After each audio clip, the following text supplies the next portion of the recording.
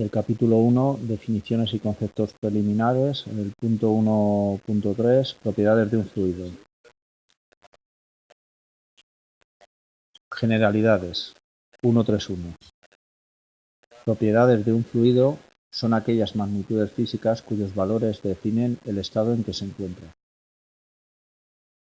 Estas propiedades tienen pues distinto valor para fluidos diferentes y además pueden variar para cada uno en concreto cuando varía el valor de alguna otra propiedad. Por ejemplo, la densidad del aire cambia con la presión y o la temperatura. Son propiedades, la presión y la temperatura, de carácter universal común a todas las sustancias, la densidad, la viscosidad, la elasticidad, la tensión superficial, etc. Aunque estas propiedades las consideramos ya estudiadas en física, analizaremos la viscosidad y la compresibilidad por ser, sobre todo la primera, propiedades fundamentales en el estudio de la mecánica de fluidos. 1.3.2. Definición de un fluido. Un fluido es una sustancia que se deforma continuamente cuando se le aplica un esfuerzo tangencial por pequeño que sea.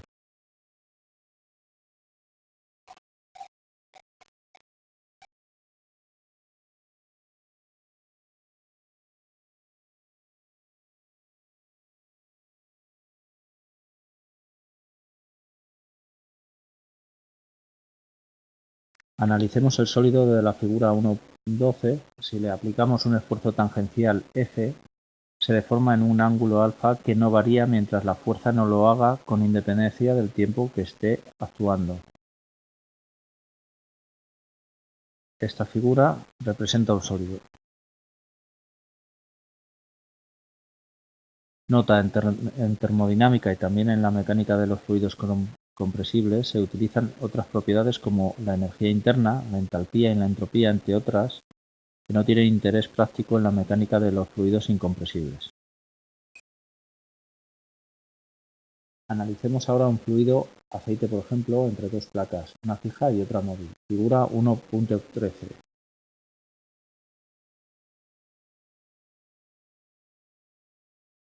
Si aplicamos una fuerza tangencial F a la placa móvil, esta se desplazará a una cierta velocidad u. La lámina de fluido que la moja queda adherida a ella moviéndose a la misma velocidad u y la lámina que moja la placa fija no se moverá. Las infinitas láminas intermedias deslizarán unas sobre otras puesto que cada una tendrá una velocidad v diferente. Figura 1.13. Aquí tenemos la placa móvil y la placa fija.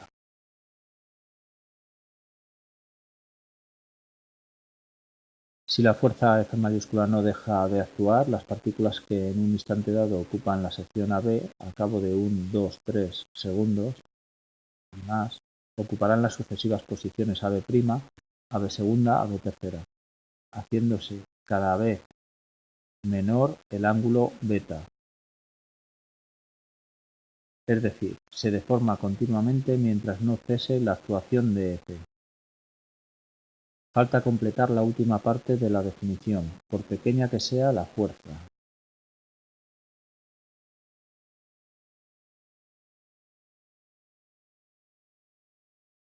Y es que hay sustancias plásticas que se deforman también continuamente, pero esto ocurre a partir de un valor de F. Para valores inferiores no hay deformación continua y por tanto no se consideran fluidos.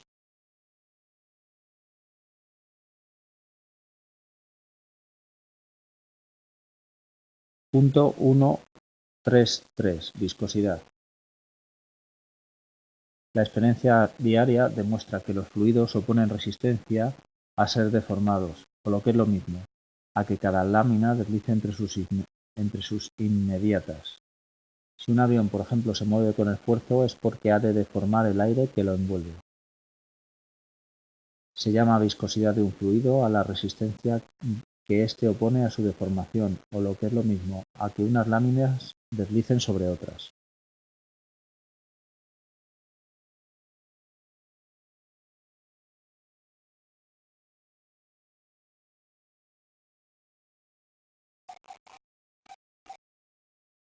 Para un mismo deslizamiento, distintos fluidos oponen resistencias diferentes. La viscosidad es, pues, una propiedad de los mismos.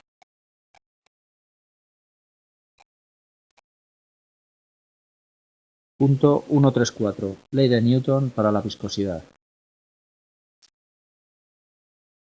La resistencia que un fluido opone a su deformación depende no solo de su viscosidad, sino también de la velocidad a que se deforme. En efecto,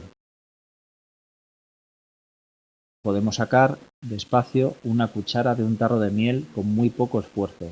En cambio, si tiramos bruscamente de ella, la resistencia puede aumentar hasta el punto que el tarro quede colgado de la cuchara. Lo mismo ocurre cuando un fluido circula por una conducción o un avión se mueve en el aire. A más velocidad, mayor resistencia. En cada caso, el perfil de velocidades que continúan las infinitas láminas de fluido será diferente. En capas delgadas, la lubricación, por ejemplo, figura 1.14a,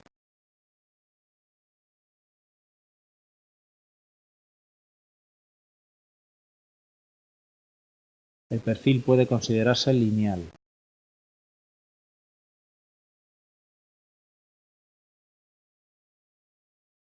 La variación de velocidad entre capas es constante. En general, sin embargo, será curvilíneo, en cuyo caso, para una misma separación diferencial de I entre láminas, la variación de velocidad y o el deslizamiento será mayor en unas que en otras. Diferencial de V entre diferencial de I, diferencial de V', entre diferencial de I es mayor que diferencial de V entre diferencial de I. Figura 1.14b.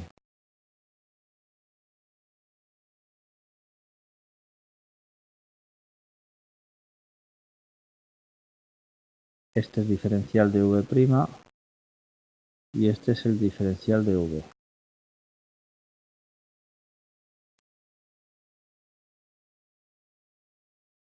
Esta derivada se llama gradiente de velocidad y también velocidad de deformación.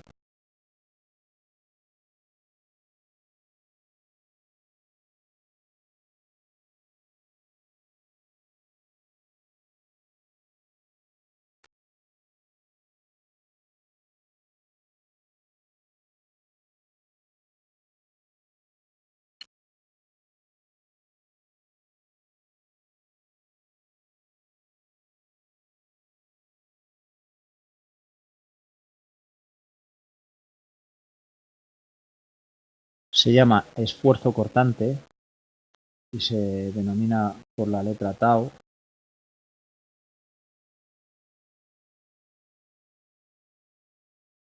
A la resistencia por unidad de superficie que aparece entre dos láminas deslizantes y es proporcional a la viscosidad del fluido, viscosidad dinámica o viscosidad absoluta, nu, y al gradiente de velocidad, diferencial de V entre diferencial de I.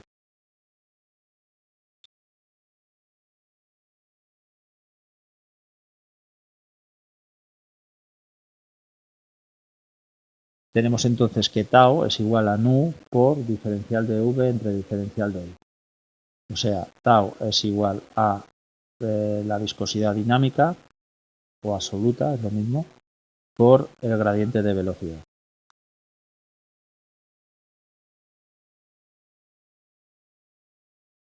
Fórmula 1.3, que se conoce como ley de Newton para la viscosidad.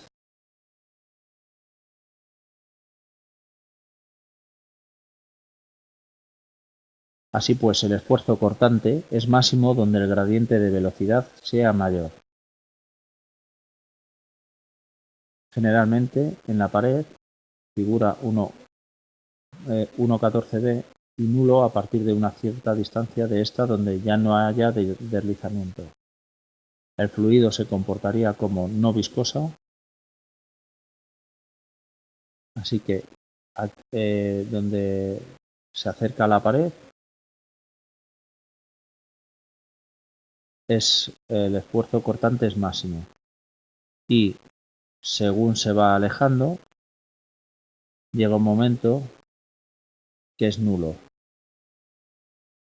porque el fluido se comportaría como no viscoso.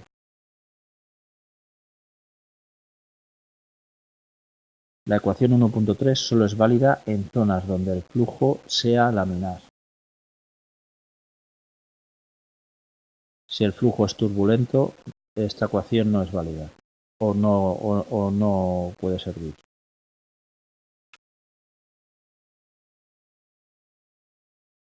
En el Sistema Internacional de Unidades, apéndice 2, la unidad de la viscosidad dinámica es nu igual a tau por diferencial de I entre V y se mide en newtons por segundo entre metro al cuadrado.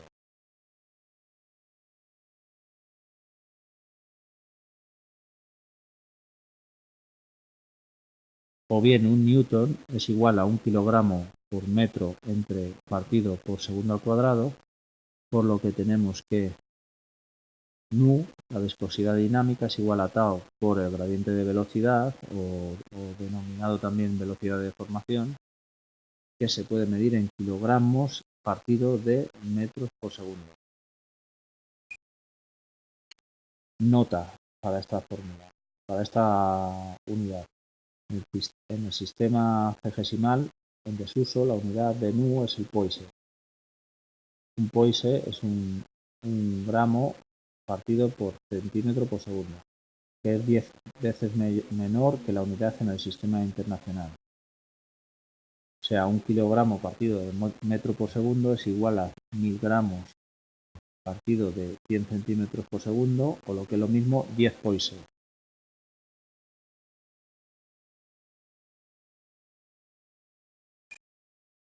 Cuando en un flujo intervienen fuerzas viscosas, la viscosidad dinámica nu aparece dividida por la densidad ρ. El cociente de estas dos propiedades sería otra propiedad llamada viscosidad cinemática.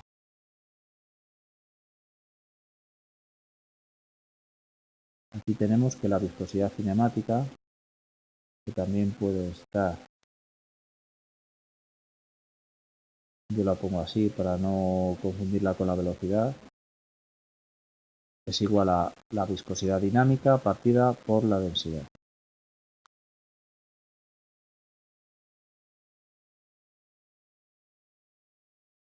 Ecuación 1.4. Su unidad en el Sistema Internacional de Unidades es igual a viscosidad cinemática, es igual a viscosidad dinámica entre densidad, y esto se mide en kilogramos partido de metro segundo partido entre kilogramos partido por metro cúbico. Esto es igual a metro cuadrado partido por segundo. Esto también tiene una nota.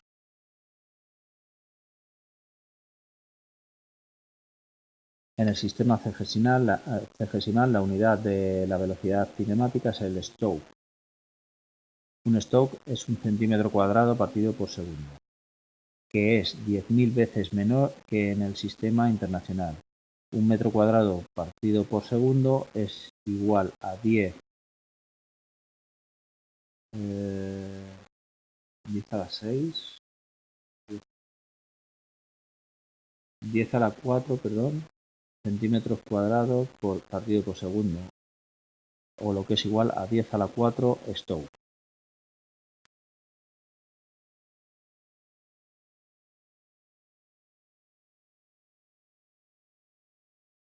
La viscosidad cinemática se mide también en grados Engler,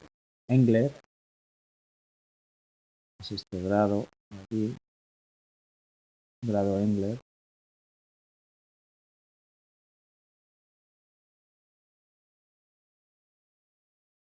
y en números SAE. Ninguna de las dos está dada en función de unidades fundamentales, por lo que tendremos que buscar alguna expresión para relacionarlas. Para grados Engler podemos usar la fórmula empírica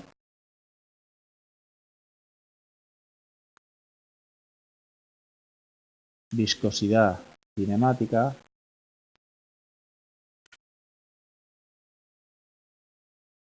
es igual a 10 a la menos 8 por, entre corchetes, entre paréntesis, 731 por los grados Engler, menos 631 dividido entre grados Engler, todo ello en unidades de metro cuadrado partido por segundo, ecuación 1.5.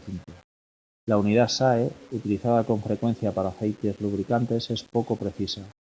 A la temperatura de 50 grados centígrados, su relación con grados Engler es la siguiente. Tenemos un SAE de 10, grados Engler es 3 dividido entre 5.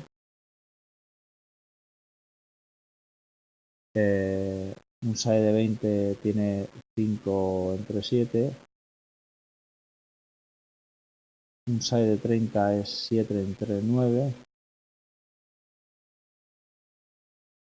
Un SAE de 40 es grados Engler 9 entre 12. O sea, 9 a 12. SAE de 50 es de 12 a 19. Y 60, SAE de 60 de 19 a 27. Los diagramas 1 y 2 dan respectivamente en función de la temperatura las viscosidades dinámica y cinemática de algunos fluidos de interés. Para el agua y el aire es mejor utilizar las tablas 4 y 5 respectivamente. Punto 1.3.5. Causas que originan la viscosidad. Cohesión molecular. Imaginemos un grupo de individuos, partículas muy apiñados y en movimiento, flujo.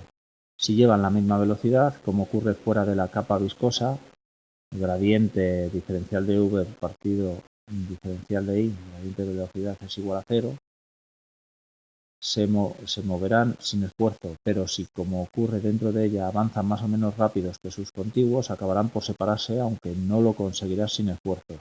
Cohesión molecular. Esto es lo que se denomina cohesión molecular.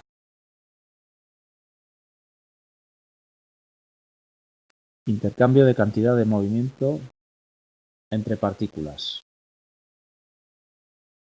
Supongamos ahora que son pocos los individuos que fluyen, movimiento macroscópico, están pues separados unos de otros, pero desarrollan una gran actividad individual, con movimientos muy veloces y en todos los sentidos. Movimientos microscópicos, que provocarán continuos roces y choques entre individuos, intercambio de cantidad de movimiento. Esto tiene una nota. En condiciones normales de presión y temperatura, cada molécula de un gas es desviada por otras de su trayectoria unos 7.000 millones de veces por segundo.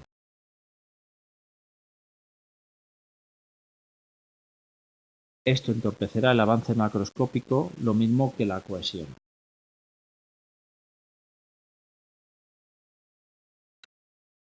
Los dos supuestos antes contemplados nos pueden servir respectivamente para diferenciar los líquidos y los gases. La viscosidad en los líquidos es fundamentalmente debida a la cohesión.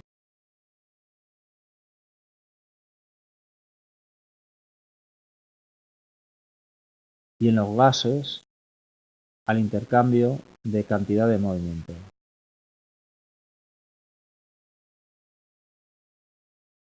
Para mejor entender el esfuerzo cortante debido a la cohesión, sustituyamos imaginariamente dos capas de un flujo líquido por dos vagones que se mueven en un mismo sentido por sendas vías paralelas, de tal forma que sus costados rozan ligeramente. Si uno va más rápido, acabará por despegarse del otro, pero mientras lo hace aparece entre ellos un esfuerzo tangencial que hace aumentar la velocidad del más lento y disminuir la del más rápido. Igual ocurre entre dos capas de líquido que lleven velocidades diferentes. Supongamos ahora que los costados de los dos vagones mencionados no rozan, no hay cohesión. En cambio, al pasar uno a la altura del otro, se intercambian chorros de agua y que quedan de alguna manera absorbidos por el contrario, mediante esponjas, por ejemplo. Observaríamos cómo el vagón más rápido disminuye su velocidad y el más lento la aumenta, lo que significa que ha aparecido una fuerza tangencial causada por el intercambio de cantidad de movimiento de los chorros de agua.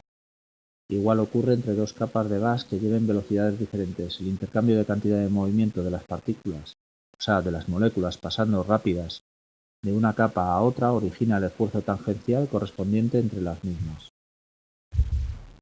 Las fuerzas de cohesión y por tanto la viscosidad de un líquido disminuyen al aumentar la temperatura.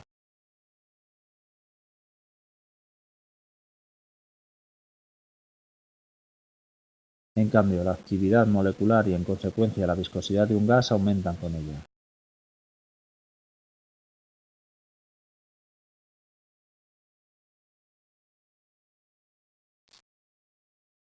Punto 136. Compresibilidad.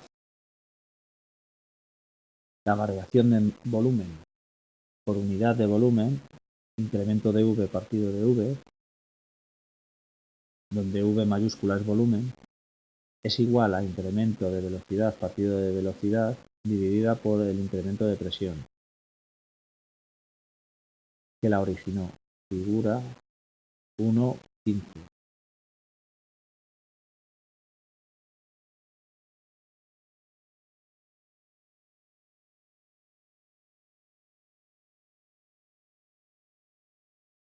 Esta es la figura 1.15.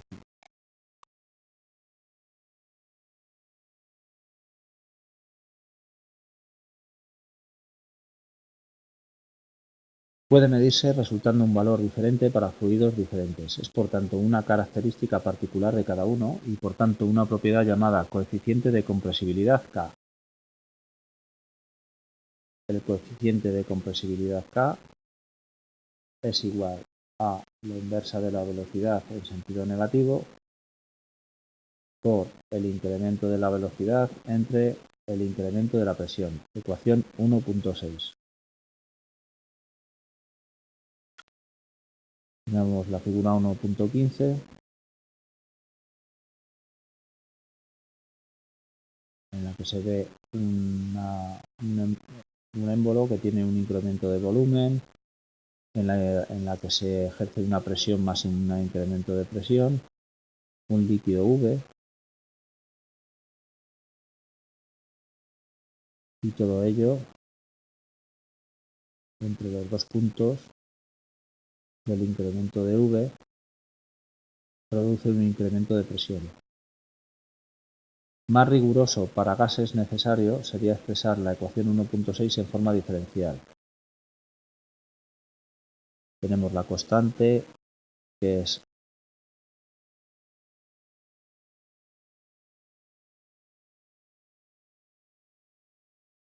el inverso de, no es velocidad, es el volumen específico, el inverso o el negativo del volumen específico por el gradiente del diferencial de V entre el diferencial de presión. Como el cociente incremento de V entre incremento de P es negativo, el signo menos de las ecuaciones 1.6 y 1.7 se encarga de hacer positivo el parámetro K. Tenemos una nota en esta ecuación 1.7. En gases las variaciones de volumen con la presión pueden ser muy grandes y generalmente no son lineales. Además, dichas variaciones dependen de las condiciones en que se hagan. Así, el coeficiente de compresibilidad isotérmico está medido bajo la condición de temperatura constante y se expresará en la forma: la constante K es igual a menos el inverso del volumen específico por el diferencial del volumen específico entre el diferencial de presión respecto a la temperatura.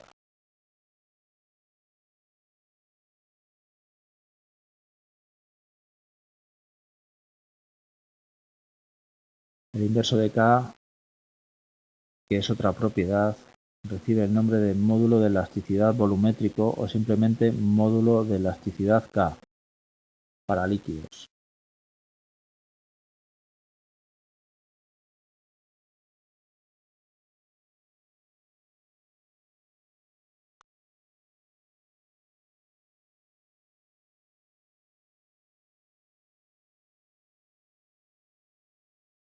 Ecuación 1.8.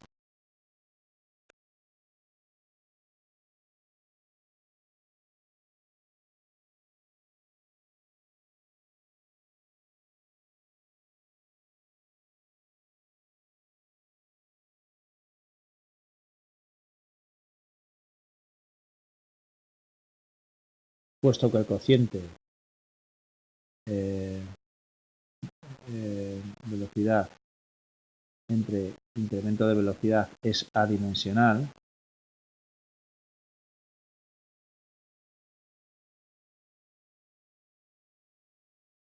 volumen específico entre incremento de volumen específico es adimensional, las unidades de K serán las mismas que las de presión. En la tabla 4, además de otras propiedades del agua medidas a un bar, se indican los valores de K para las distintas temperaturas entre 0 y 100 grados. Puede observarse que varían poco. También varían con la presión. Cuanto mayor sea la presión, más difícil resulta comprimir. Y en consecuencia, mayor será el valor de K, aunque la variación también es pequeña y solo es perceptible para grandes incrementos de presión. Por ejemplo, valores de K por 10 a la menos 9 para el agua en newtons partido de metros al cuadrado. Aquí tenemos la tabla.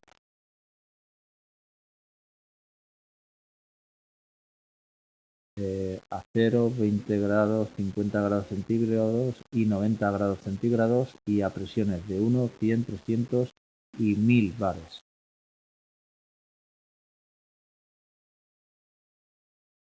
Hay un ejercicio, calcúlese el tanto por ciento de reducción del volumen de agua a 20 grados centígrados. A, si aumentamos su presión de 1 a 1001 bar y B, si la aumentamos de 1 a 101 bar. Entonces el porcentaje de reducción de volumen del agua, si se analizan los valores de K arriba indicados, se ve que su variación con la presión P es prácticamente lineal. En consecuencia podemos aplicar la ecuación 1.8, esta,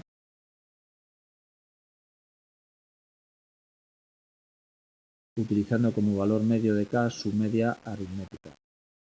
Así que tenemos menos incremento del volumen específico entre el volumen específico es igual al incremento de presión entre K, y esto también es igual al incremento de presión dividido entre K más K1 más K2 partido entre 2. O sea, la media aritmética de K.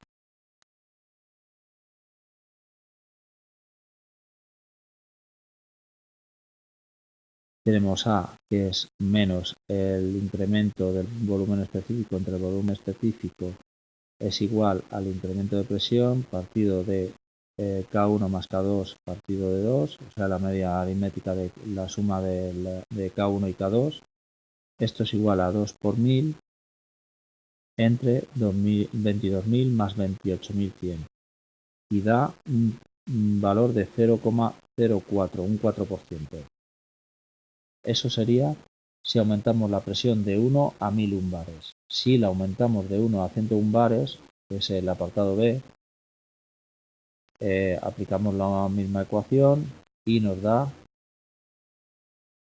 0,0045 o lo que es lo mismo un 0,45%.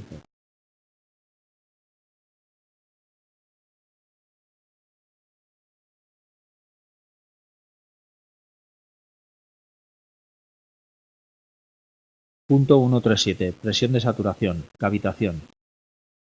Cuanto menor sea la presión a la que está sometido un líquido, menor será la temperatura. Temperatura de saturación T, a la que se produce su vaporización.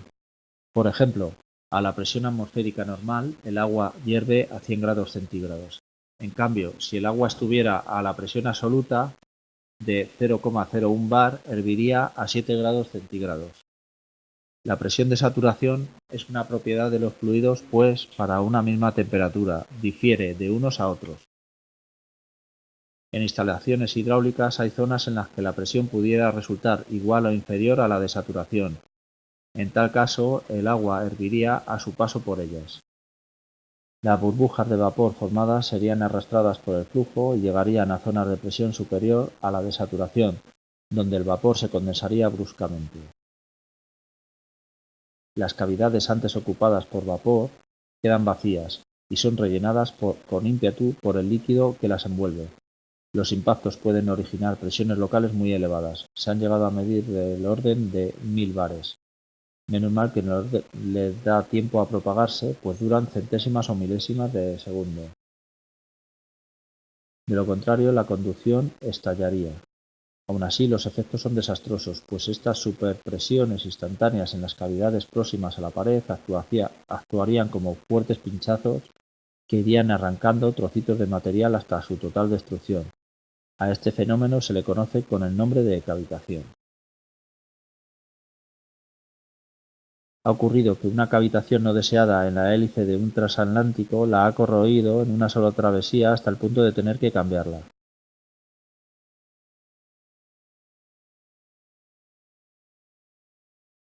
La cavitación suele ir acompañada de vibraciones y produce un ruido como de piedras rodando.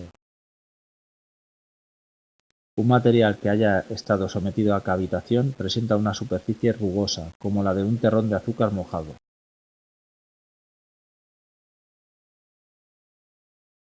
Desde cualquier punto de vista, la cavitación hay que evitarla. Hemos pues de estar atentos en aquellas instalaciones propensas a que aparezca: turbinas y bombas hidráulicas, hélices marinas y también en conducciones de agua cuando haya riesgo de bajas presiones.